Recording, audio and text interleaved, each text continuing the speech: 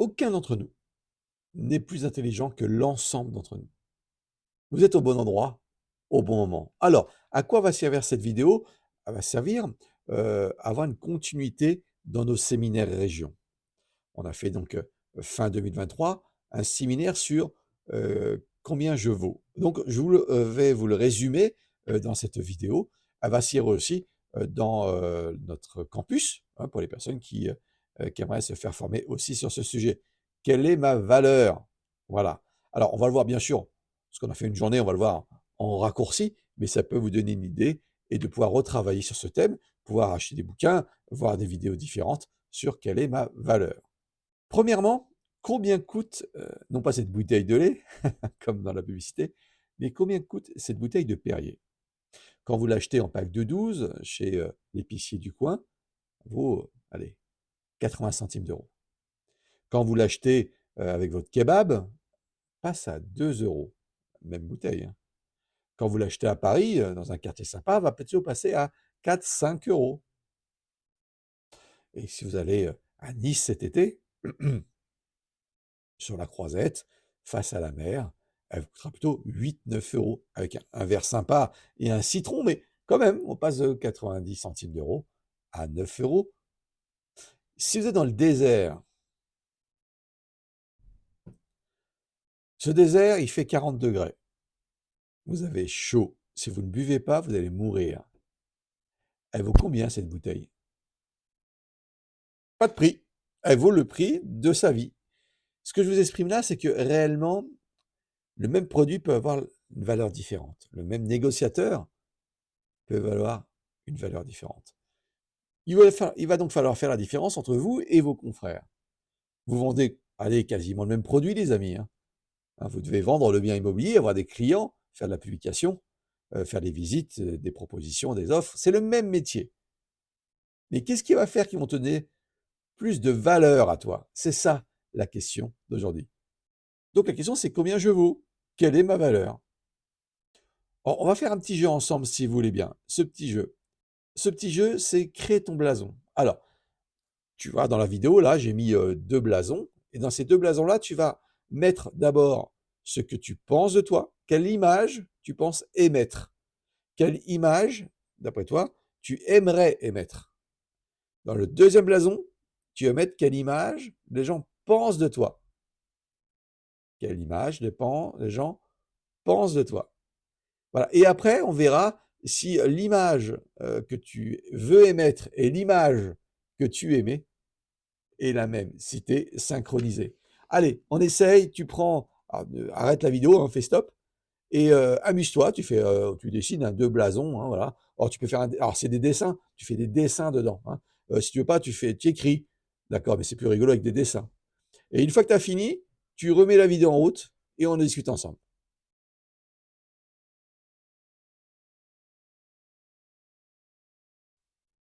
Voilà. Alors, ça donne quoi?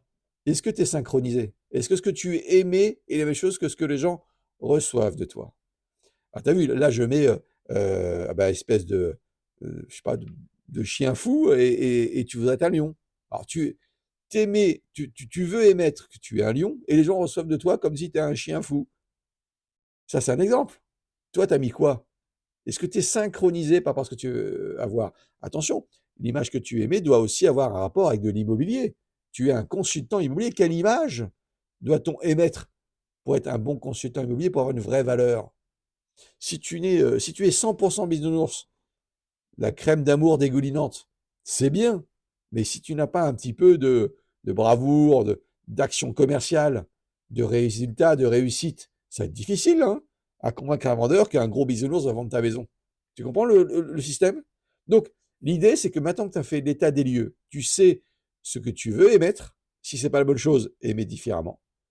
Et tu sais ce que les gens pensent de toi. Montre ce dessin ce soir à ta femme, à ton mari, à des amis, à tes collègues, pour voir justement si ça correspond et si ça synchronise. Idéalement, il faut synchroniser, hein. Il faut que l'image que tu émets soit la même chose que l'image que tu as émise.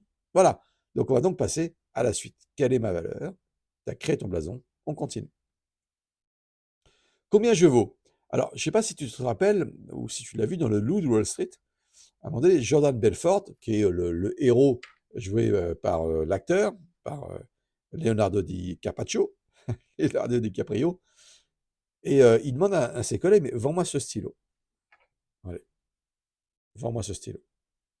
Il regarde, bah, c'est un stylo Bic, super confortable. Non, bon, ok. Il reprend le stylo, il dit à un autre personnage, vends-moi ce stylo.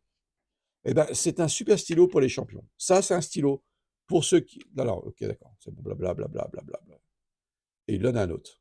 Et l'autre dit, j'aimerais bien un autographe de toi, Christophe. Ah, bah, j'ai pas de stylo. Ça tombe bien.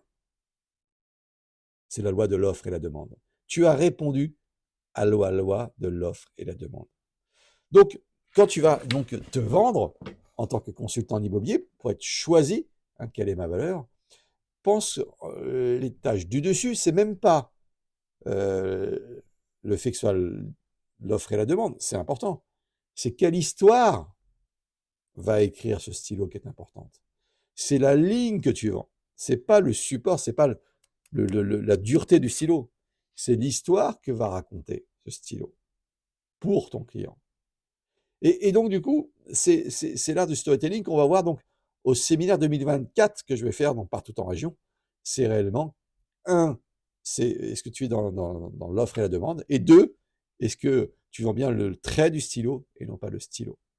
Pour expliquer, qu'est-ce qui fait ce Benoît Maton que vous voyez à l'écran, qui est meilleur mandataire de France, il fait plus de 750 000 euros de chiffre d'affaires annuel, qui n'est pas chez nous, il est dans un autre réseau, hein, bon, ça peut arriver, hein. Qu'est-ce qui fait qu'il cartonne chaque année? Qu'est-ce qui fait que Julien Canal, pareil, un très très gros vendeur, fait plus de 60 ventes par an, continue encore à les faire? Qu'est-ce qui fait qu'un Bruno Silva, qui est aussi un autre réseau, fait 700 000 euros? Qu'est-ce qui fait que Nathalie Semonin, chez nous, la numéro 1 depuis, je ne sais plus, 5-6 ans chez nous, est toujours numéro 1? Mais posez-vous cette question. Quelle posture ont ces champions? On continue. Tous ces numéros 1 là, les 3 premiers que vous voyez là à l'écran, soit Yves, Pierre ou Tertullien, chaque année sont premiers, deuxième ou troisième sur le nombre de ventes. Qu'est-ce qui fait? C'est quoi le secret de ces champions? Le secret de ces champions, c'est quelle est ta valeur? On va donc voir une vidéo de Tony Robbins qui l'explique très bien. Number one thing that's going to change your life, the only thing that will change your life, change your business, change your money, change your relationship, is you must raise your standard. Now, I know that sounds boring, stupid, basic, but it's the truth. The only thing that changes our life long term is when we raise our standards. What does that mean? That sounds so boring and dumb. It means that all of us in life have things we want. We don't get what we want, we get what we have to have. Remember I said earlier, we all get what we tolerate in ourselves and other people. But when you're no longer willing to tolerate something, that's when your life changes. The difference in people is their standards, period. The difference in people is their standards, period. And what do I mean by standards? Everyone in the world has a list of things they think they should do. I should lose weight. I should work out. I should spend more time with my kids. I should work harder. I should make more calls. I should. And then you know what? People don't do their shoulds, and they get mad at themselves, and they what I call should all over themselves. They beat themselves up about it. What changes people is when your should becomes a must. When suddenly the thing you said should happen has to happen. That's when human beings change. Alors, vous avez compris? Tony te dit, monte tes standards. Monte tes standards. Tu vis petit, tu rêves petit, tu vis petit, tu vis moyen, tu rêves moyen, pardon. Tu vis moyen, tu rêves grand, tu vis grand. Est-ce que je fais de la merde ou je suis dans l'excellence? Chaque action que tu dois faire doit être dans l'excellence. Tu dois monter ton exigence envers toi-même, tes coéquipiers, pour que ton client te dise, c'est lui le champion. C'est lui en qui j'ai confiance, excusez-moi. Et donc, la première chose à faire, c'est de savoir combien tu vaux. quelle est ta valeur? Et pour ça, combien je vaux, il va falloir répondre en quelques mots. Tu vas prendre une feuille. Voilà, c'est parti. Allez, va chercher une feuille. Je te laisse ça. Alors, fais un stop, va chercher une feuille et tu reviens.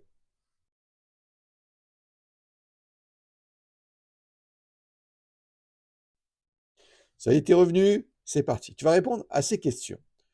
Pourquoi je suis consultant en immobilier? Tu écris. Stop si tu n'as pas le temps d'écrire. Hein. OK. Ce que je ne veux plus dans ta vie que tu avais avant, il y a un truc que tu veux plus, ou des choses que tu veux plus. Note-les, s'il te plaît. Je veux plus avoir de bouchon, je veux plus de patron, je veux être... Voilà, ce que je veux plus. Mais surtout, après, ce que je veux dans ma vie. De la liberté, de l'argent, de l'amour. J'ai aucune idée. Note sur ta feuille. Pourquoi je suis consultant en immobilier? Ce que je ne veux plus, ce que je veux. De quel revenu mensuel ai-je besoin pour vivre très confortablement? Donc, c'est un peu le plafond que tu veux te mettre. C'est-à-dire te dire, à ce niveau en dessous, c'est pas la peine. Pour vivre très confortablement. Parce que je suis très clair. Hein, tu payes tes vacances, tu payes tes impôts, et il t'en reste encore pour t'amuser. Quel revenu idéal tu aimerais avoir? Voilà. Ce qui serait rigolo aussi, c'est de noter ton taux horaire. C'est par exemple, tu calcules le chiffre d'affaires que tu veux faire, le revenu que tu veux faire, et tu le divises par le nombre d'heures que tu veux faire. Il y a un grand secret quand même hein, dans tout ça. Hein. Quelqu'un qui travaille fort, qui croit en lui, qui monte ses standards et qui monte l'exigence, réussit. Il n'y a pas de place à l'échec pour eux. Parce que l'échec est normal chaque jour pour bâtir et construire une nouvelle trajectoire. L'échec est normal pour apprendre de ses conneries. L'échec est normal pour devenir le meilleur. Je rappelle toujours cette histoire de Michael Jordan, basketteur, avait le record du nombre de paniers manqués et le record du nombre de paniers mis. Ça te parle, ça? Donc, une fois que tu sais combien tu vaux, ton taux horaire, ne le gâche pas. Allez, je coupe 2 minutes, fais sur pause et écris-moi tout ça. Quel est ton taux horaire? Quel revenu tu veux? Ce que je veux, ce que je ne veux plus. Et pourquoi je suis consultant?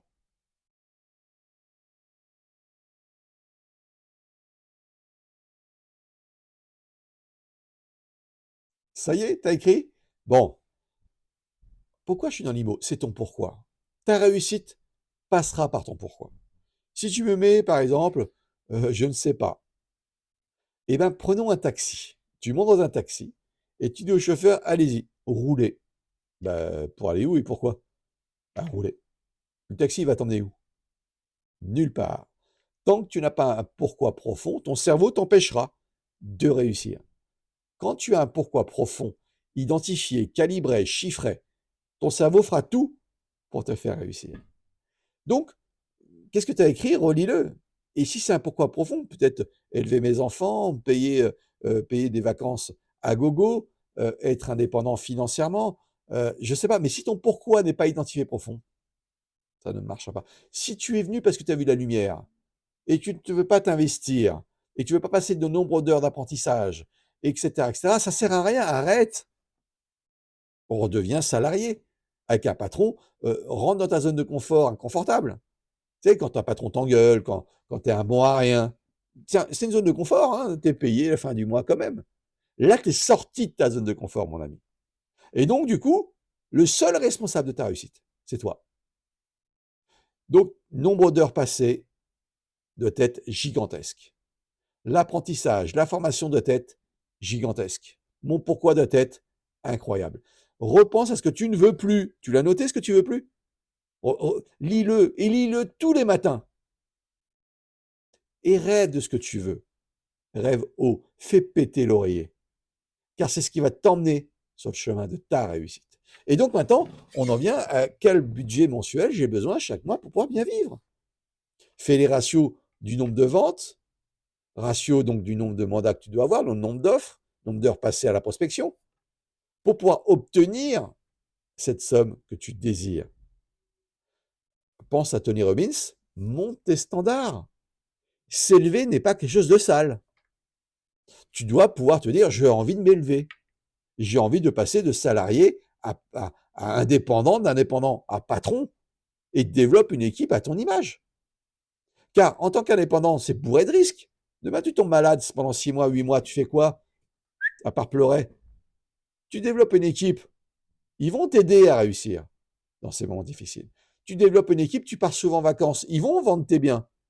Tu développes une équipe autour de toi. Tu prends des parts de marché. Vous êtes plus connus et donc automatiquement, vous gagnez plus d'argent. Donc, monte tes standards. Mets-y de l'exigence avec tes filleuls et de l'exigence envers toi-même. Change de vie. N'aie pas peur d'aller dans une zone d'inconfort pour bien apprendre et bien progresser. Il y a une autre phrase qui est importante. Combien on est prêt à mettre sur moi? Là, ça y est. Là, on a travaillé ta posture. Je vaux tant. Je travaille sur moi. Déjà, tu t'habilles pas d'une façon, excusez-moi du terme, dégueulasse. Tu t'habilles. Alors, il faut que tu prennes le costume de l'agent immobilier. Alors, j'ai pas dit un costume rayé cravate, non. Ça dépend des régions, ça dépend des endroits. Il y a une façon de s'habiller en tant qu'agent immobilier dans ta région. C'est cette façon qu'il te faut pour t'habiller. Exemple, dans le 16e arrondissement à Paris, tu es en costume cravate. C'est comme ça, c'est les codes. Tu es, je sais pas moi, à Sanary, dans le sud de la France, peut-être que des petites baskets sympas, un petit chino, une belle chemise suffit largement. Mais tu dois encaisser, te mettre dans l'habit du consultant immobilier. Et souvent, je m'en amuse. Regarde, allez, je vais te poser une question et tu vas y répondre. Dans ta tête, hein, je n'ai pas besoin de l'entendre là. C'est quoi ton métier? Bon, très bien. Dans ta tête, tu as répondu, c'est quoi ton métier? Si tu m'as répondu boulanger ou charcutier ou chauffeur de bus, c'est ce que tu faisais avant. Et c'est quoi ton métier aujourd'hui, mon ami? Quand j'ai une salle, par exemple, de 10-15 personnes, la plupart du temps, quand je pose cette question, c'est quoi ton métier? Les gens me disent leur ancien métier. Ils n'ont pas pris la posture, ils n'ont pas pris le costume de consultant immobilier. Comment veux-tu qu'un client te fasse confiance à toi si toi-même, tu n'es pas conscient de ce que tu es? C'est un truc de malade, hein? Oui, mais Christophe, j'ai besoin de temps, j'ai besoin... Mais comment veux-tu que ce client te fasse confiance? Tu n'as pas de temps. C'est parti, le compte à rebours, il est parti. Le compte à rebours de ta réussite est parti. Tu es seul à ne pas le savoir, ça. Ta femme, elle le sait. Ton client, il le sait. Donc, combien les gens sont prêts à mettre sur moi? Déjà, un, ta posture, on l'a vu. Deux, ta tenue vestimentaire. Tenue vestimentaire. Trois, mais aie faim. Aie faim sans fin. Aie faim d'être le meilleur. Et aie envie de donner le maximum à tes clients. Ils te prennent pour quoi, ton vendeur? Pour vendre. Alors, vends. C'est évident? Vends. Et les plus belles photos pour montrer à tes futurs vendeurs. Et les plus belles vidéos des maisons. Et du 360 degrés. Sois connu et des panneaux partout, vendu, vendu, vendu, avec ta tronche dessus. Sois le numéro 1 de ton quartier. Sois le consultant le plus connu au monde dans ton quartier. Dixit David Bézu, notre président. Quelle est ma valeur? Combien les gens sont prêts à mettre sur moi? C'est ça la question. Et tous les matins, tu te poses cette question. Est-ce que ma posture est la bonne? Est-ce que je m'élève? Ou je suis médiocre? C'est la médiocritude. Tu sais, cette médiocritude qui te pollue. Cette maladie de Netflix qui te met ton cul sur ton canapé, qui t'empêche de bouger le matin. Ça te tue chaque jour, petit feu par petit feu. Ce que je te propose, c'est de trouver un feu intérieur qui te brûle. Qui se donne le feu intérieur? C'est toi, et toi seul qui te donnera ce feu intérieur. Un coach peut t'aider à allumer la braise. Il peut souffler dessus pour t'aider à jaillir ce feu intérieur. Mais seul toi est capable de l'avoir tous les jours. Ça c'est de l'inspiration. Je suis inspiré à devenir le meilleur consultant. Et j'ai cette posture.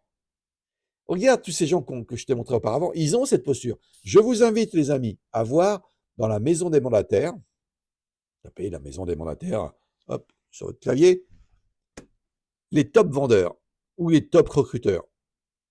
Ils ont tous un point en commun, ils ont confiance en eux. Et ils ont cette posture qui plaît aux gens. Pas d'arrogance, hein. L'arrogance, ça sert à rien.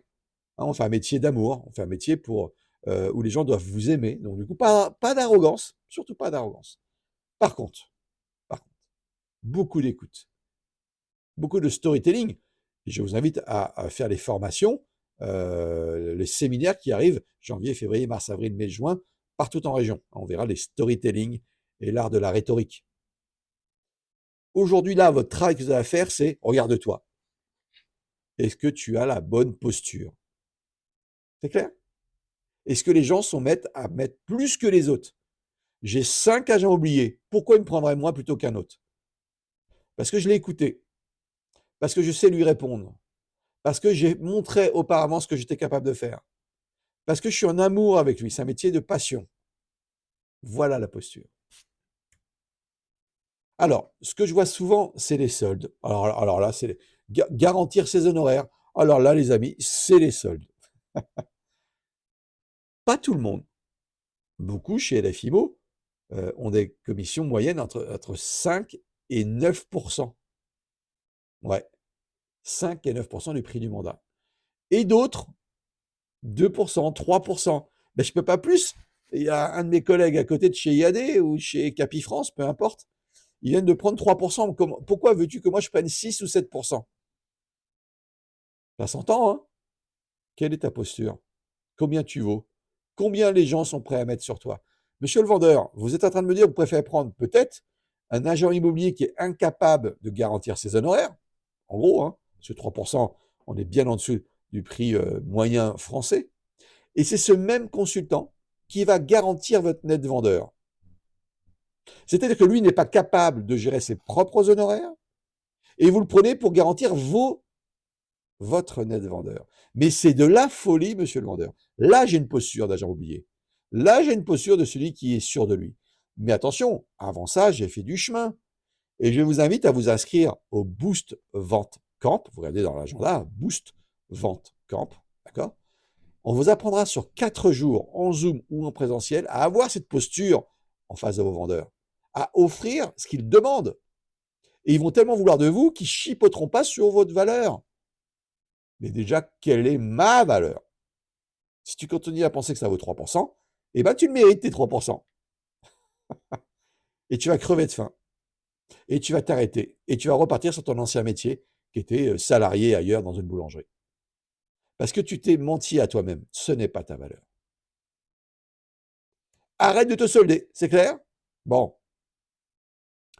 Ça passe par ton attitude. Ça passe par les valeurs ajoutées, tout ce que tu peux lui proposer par tes outils. Ça passe par de la formation. Point. Donc, si tu as fait tes formations d'intégration ou si tu es un ancien mais que tu n'arrives pas encore à produire, Boost, Vente, Camp, formation de 4 jours. Alors, tu as cette petite feuille aussi marquée mon attitude, mes valeurs ajoutées, je lis en même temps derrière, hein, les outils et la formation. Fais un stop et note tout ce qui est important pour toi pour avoir la bonne attitude. Notez-moi s'il vous plaît, comment je peux avoir une bonne attitude, une bonne posture. Quelles sont mes valeurs ajoutées? Je parle bien. Je suis plutôt très proche des clients. Quelles sont mes valeurs ajoutées dont je vais accélérer? Car en fait, tu ne dois pas travailler tes points faibles, tu dois travailler tes points forts. Hein, je répète, tu dois travailler tes points forts, ça va plus vite, et travaille tout doucement tes points faibles. Donc, quelles sont mes valeurs ajoutées? En quoi je suis bon? Quels sont nos bons outils qu'il faut absolument donner aux clients? Le 300 degrés, la vidéo, expliquer mon site, expliquer tout ce que vous voulez. Et surtout, quelle formation je dois faire pour toucher l'excellence. Stop, et on reprend après.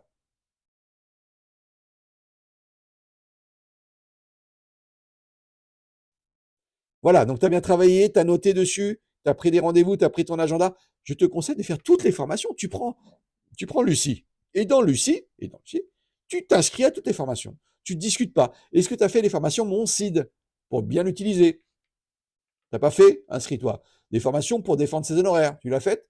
Formation pour prendre les exclusivités. Tu l'as faite? Non. Qu'est-ce que t'attends? Qu'est-ce que t'attends? Allez, on continue les amis.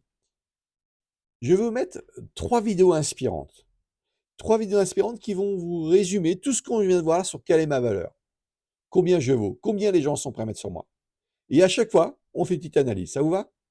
Vous dire de faire ce soir, je vous garantis que tout ce que vous voulez faire dans la vie, vous serez capable de le faire. Vous serez capable d'accomplir tout ce que vous voulez.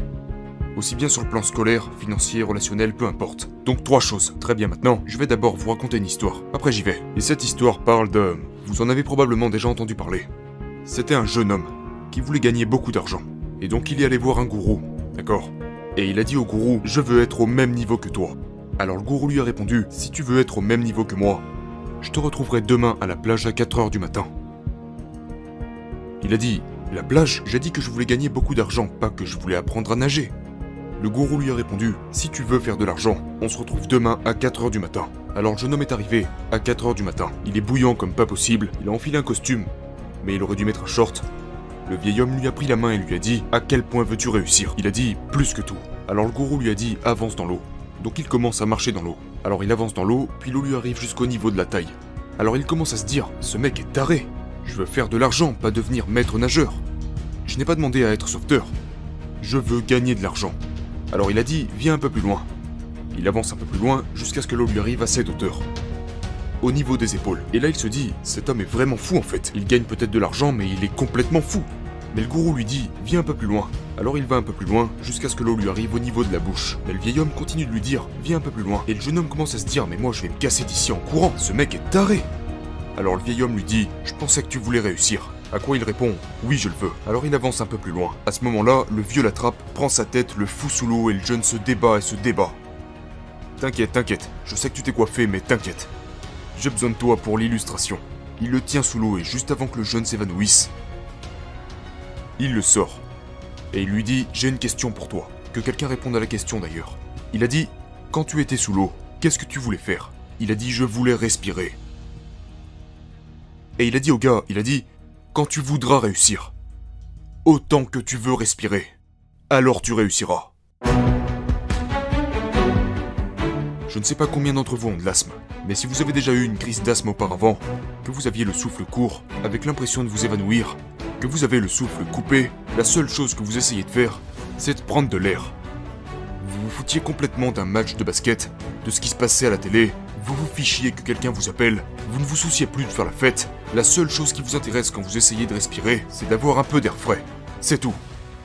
Quand vous arrivez au point où tout ce que vous voulez faire c'est réussir autant que vous voulez respirer, alors vous aurez du succès.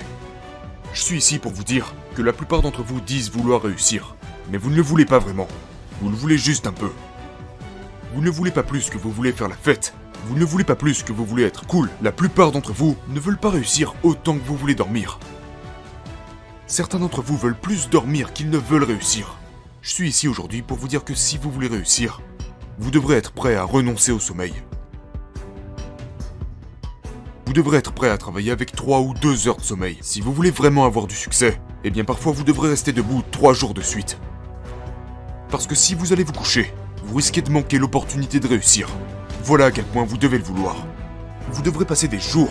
Écoutez-moi, vous devez tellement vouloir réussir que vous en oubliez de manger. Beyoncé a dit une fois qu'elle était sur un plateau à faire son truc, 3 jours sont passés et elle a oublié qu'elle n'avait même pas mangé. Parce qu'elle était engagée. Je n'oublierai jamais. Quand 50 Cent faisait son film, j'ai fait quelques recherches sur 50 Cent et 50 a dit que quand il ne travaillait pas sur son film, il travaillait sur la bande originale. Et ils lui ont demandé « Mais quand est-ce que tu dors 50 ?» Et il a répondu « Dormir ? Dormir, c'est pour ces gens qui sont pauvres. Je ne dors pas. Comme ça j'ai l'opportunité de transformer mes rêves en réalité. » La plupart d'entre vous ne réussiront pas parce que lorsque vous étudiez et que vous êtes fatigué, vous laissez tomber. Quelqu'un est venu à mon bureau l'autre jour en pleurant. Et je lui dis écoute, ne pleure pas pour abandonner. Pleure pour continuer. Ne pleure pas pour abandonner. T'es déjà en train de souffrir, t'as déjà mal. Alors va chercher ta récompense pour ça. Ne t'endors pas tant que tu n'as pas réussi. Écoutez-moi, vous ne réussirez jamais tant que vous ne ferez pas ce que vous faites sans même avoir besoin de gagner 1 centime. Vous n'aurez pas de succès tant... Alors, si vraiment tu n'avais plus d'air, tu pouvais plus respirer, tu ferais quoi? Eh bien, prends ton business de la même façon. Si tu fais pas ton business en excellence, tu respires plus. Va chercher l'air pour pouvoir survivre. C'est ça ce que tu dois faire. Deuxième vidéo.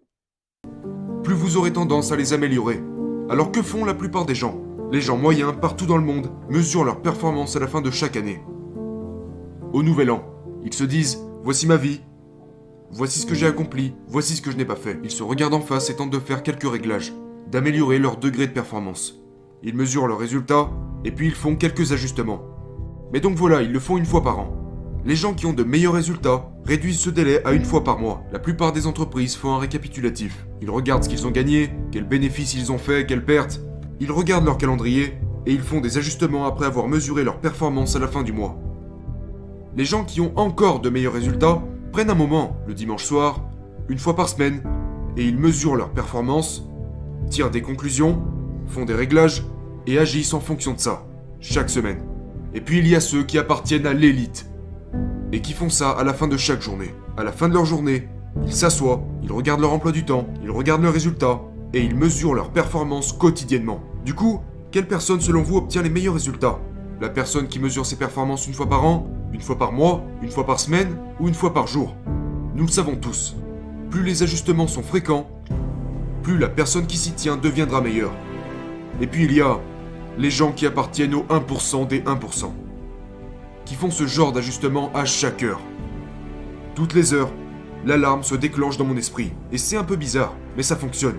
Je suis accro à ça, donc environ toutes les heures, à la fin de chaque heure, je me demande automatiquement qu'est-ce que je viens de faire pour me rapprocher de mes objectifs? Qu'est-ce que j'ai fait pour me rapprocher du résultat? Est-ce que j'ai fait ce que j'étais censé faire? Est-ce que j'ai accompli les choses les plus importantes que j'avais à faire aujourd'hui? Et pendant chaque heure, j'agis en fonction de tout ça. Quels sont les réglages que j'ai besoin de faire? Qu'est-ce que j'ai fait jusqu'à présent et qu'est-ce qu'il me reste à faire? À la fin de chaque heure, l'alarme se déclenche dans votre tête. Si vous arrivez au point où vous pratiquez ça au quotidien, et peut-être que pour le début, vous programmerez une alarme qui se déclenche toutes les heures, juste pour vous le rappeler. À la fin de chaque heure, cette alarme sonne et vous avez sur votre fond d'écran tous vos objectifs à atteindre. Toutes les heures, l'alarme retentit. Toutes les heures, elle retentit. Et ça vous entraînera à mesurer vos performances à toutes les heures de la journée. Vivez des mini-journées et mesurer vos performances toutes les heures va littéralement transformer votre vie. Vous deviendrez meilleur avec votre famille, avec vos relations personnelles, votre foi, dans vos entreprises, dans votre forme physique, dans votre alimentation, avec l'argent et dans chaque domaine. Si quelque chose se passe toutes les heures, et au fait, c'est un rappel de 5 secondes, il suffit de se poser la question, est-ce que je me rapproche de mes résultats? Est-ce que j'avance dans mes projets? Est-ce que je fais les choses correctement? Est-ce que je dois faire quelques réglages? C'est seulement 5 secondes, à la fin de chaque heure de la journée, seulement 5 secondes. Et je dirais que je le fais constamment maintenant. Et je sais que l'une des raisons pour lesquelles ma vie s'est améliorée est parce que j'ai considérablement réduit les délais à partir desquels je mesure mes résultats. Et que je recalibre, que je corrige ce qu'il y a à corriger, que je fais des ajustements, que je vérifie si je suis en retard ou non, si j'ai fait une erreur quelque part, ou que je dois améliorer quelque chose. Et donc jusqu'à présent, pouvez-vous imaginer, si vous commenciez à être plus pressé, et que vous adoptez une perception correcte de la distance qui vous sépare de votre objectif, la distance qui vous sépare de votre objectif est infime, et si on retirait le voile qui cache cette distance, vous vous rendrez compte d'à quel point vous en êtes proche. Je vous promets que l'une des choses dont vous souffrez, c'est l'adoption du mauvais type de vision. Vous devez être plus clair et plus spécifique dans votre vision, et identifier cette proximité, car vous êtes beaucoup plus proche de votre objectif que vous ne le pensez. L'auto-débriefing, j'appelle ça de l'auto-débriefing. N'attends pas un mois, oh là, on dirait un Québécois. N'attends pas un mois avant de voir si tu es dans le bon game ou pas. Si ce que tu fais est bon ou pas. Une tâche égale un auto-débriefing. Tu l'as entendu, hein? Une tâche égale un auto-débriefing. Tu as été voir un vendeur, il t'a pas pris. Pourquoi? Quelle raison? Comment je peux faire pour m'améliorer? Quelles sont les tâches à faire d'ici quelques mois pour? Je ne lâche rien, j'apprends. C'est clair? Ça, c'était la phrase de Nelson Mandela. Je ne perds jamais. Soit j'apprends, soit je gagne. Troisième vidéo. Qui a été ton plus grand professeur en grandissant? Parce que t'as eu une enfance intéressante entre l'Italie pendant un certain temps, puis quand t'es revenu à Philadelphie, qui a été ton plus grand professeur à tes débuts? Il y en a eu beaucoup. Mes parents étaient super. Tu sais, en grandissant, ils m'ont inculqué l'importance de l'imagination, de la curiosité, et de comprendre que, ok, si je veux accomplir quelque chose, je ne vais pas m'asseoir ici et dire « Ouais, je peux le faire, je peux y arriver. » Oui, tu peux. Mais, tu dois aussi faire le travail nécessaire pour y parvenir. Donc ils m'ont appris ça très très tôt. Et quand tu grandis, tu sais, quand t'es un enfant et que tu vois déjà le monde comme un terrain de jeu, que tu sais que tout est possible si tu fournis les efforts, tu sais, tu grandis avec des valeurs essentielles. Je pense que le fait d'avoir une vision à long terme est devenu très important. Parce que je n'allais pas rattraper ces enfants en une semaine, je n'allais pas les rattraper en un an. Donc c'est à ce moment que je me suis assis et que je me suis dit, ok, ça va prendre du temps. Sur quoi est-ce que je vais travailler en premier? Les tirs. Ok, je vais faire que ça pendant les 6 prochains mois. Je ne ferai rien d'autre que du tir. Et après ça, je vais créer mon propre tir. J'ai commencé à créer un menu de choses à faire. Et donc, à l'été suivant, j'étais un peu meilleur. Au nouveau tournoi, j'étais meilleur. Je marquais des points. Ce n'était pas énorme, mais je marquais. Peut-être vers 12-13 ans. Ouais, 12-13 ans. Puis à mes 14 ans, quand j'avais entre 13 et 14 ans, je tuais tout le monde. Et c'est arrivé en 2 ans. Je ne m'attendais pas à ce que ça se produise en 2 ans, mais c'est ce qui s'est passé. Parce que ce que j'ai fait, c'est que j'ai retravaillé les bases et les fondamentaux. Les autres se basaient sur leur physique et leur talent. Mais c'est parce que je me suis tenu aux fondamentaux que j'ai rattrapé tout le monde. Donc à partir de 13 ans, t'étais bon, moyen. J'étais bon. C'était genre, à la fin de mes 13 ans, au tout début de mes 14 ans, que je suis devenu le meilleur joueur de tous les temps. À 14 ans? À 14 ans. Donc de 12 ans à 14 ans, t'es passé de marquer aucun point à être le meilleur joueur de l'État? Oui. Tout âge confondu? C'est assez simple en fait. C'est juste un calcul de maths. Si tu regardes à quelle fréquence les autres s'entraînent. C'est ce que je dis à ma fille et à l'entraîneur de son équipe. C'est juste un simple calcul de maths. Si tu veux être un grand joueur, tu dois t'entraîner 7 jours sur 7, 2 à 3 heures. Tous les jours, tout au long de l'année. Imagine à quelle vitesse tu t'améliores. Quand on y pense, la plupart des enfants s'entraînent peut-être 1 heure, 1 heure et demie, 2 jours par semaine. C'est juste des maths. Puis il y a les fois où ils s'entraînent pas, les fois où c'est juste insuffisant, ça va pas le faire. Et donc si tu t'entraînes de manière obsessionnelle, 2 à 3 heures par jour, sur une année, ou sur 2 ans, tu changes de dimension. Tous ces grands sportifs là qui vous montrent le chemin, il l'a dit, arrête de travailler un peu, travaille beaucoup, plus que les autres. Usain Bolt, il l'a dit, je suis avant tout le monde sur les pistes et je pars en dernier. Pourquoi vous pensez que je suis champion du monde? Pourquoi vous pensez que je suis meilleur que les autres? Oui, ma génétique m'a aidé. Oui, mon talent m'a aidé. Mais ce qui m'a aidé le plus, c'est mon travail. Et vous avez ça en tête. Rappelez-vous, vous n'avez plus d'air. Vous allez chercher votre air. Travailler et auto-débriefing. Voilà, c'est pas mal tout ça. Hein, voilà. On a fait aussi, je n'aurai pas le temps de faire aujourd'hui, mais il y a plein de formations là-dessus sur Lucie. Hein. L'exclusivité, c'est la même solution que quelle est ma valeur sur mes honoraires. C'est la même chose. Pourquoi une personne va me prendre plutôt moi qu'une autre? Vous avez ces réponses-là dans Boost Vente Camp. Inscrivez-vous, s'il vous plaît, à cette super formation qui va vous apprendre aussi à prendre des exclus parce que j'ai la bonne posture. Je raconte de belles histoires à mes clients et je suis professionnel et je suis dans l'excellence. Comprenez bien que cette vidéo, j'espère que vous a inspiré. C'est ce qui va faire que vous allez réussir. C'est ce qui va faire que vous allez rester dans l'immobilier. Montez votre exigence. Montez vos standards. Je vous salue les amis. Je vous salue les consultants LF. Et n'oubliez pas à vous inscrire chaque année à la convention. Cette année, en 2024, c'est Marrakech. Il ne peut pas y avoir de bons leaders sans formateur, sans formation. Donc, il ne peut pas y avoir de bons leaders sans convention. Salut les amis!